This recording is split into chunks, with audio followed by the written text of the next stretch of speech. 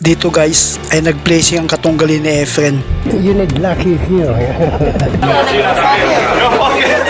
Pero walang problema guys, basic lang kay Efren to. Mas magaling ang kamay ko dyan. But this time no groups. Ganyan ang trabaho ko rito. Ito silipin natin ulit. Ang ganda ng pagkakabank shot guys.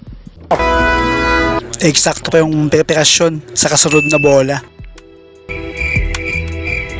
Maniwala kayo guys, hindi na tumira yung katunggali ni Efren dito.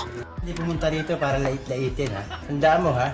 And then that time, that's... Kita nyo naman guys, kahit may edad na si Efren, ay mahusay pa din niyang nakokontrol ang bola mano. Nakagigil ka.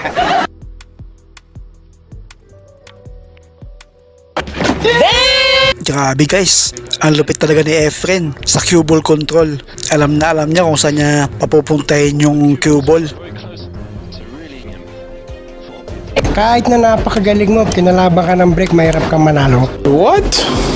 Mas napapadali kasi yung tira pag may preparasyon sa kasunod na bola. Wala. I think I need luck every time. Grabe guys, meron na lamang 3 bola na kailangang maipasok na Efren.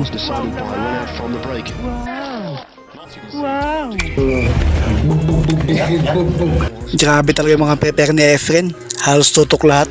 Wow naman! Wow! Wow! Grabe guys oh, ang husay talaga ni Efren sa preparasyon. Naka-align pa din sa 9 ball. Nakagigil ka. Grabe guys, ang lupit talaga ng Pinoy legend.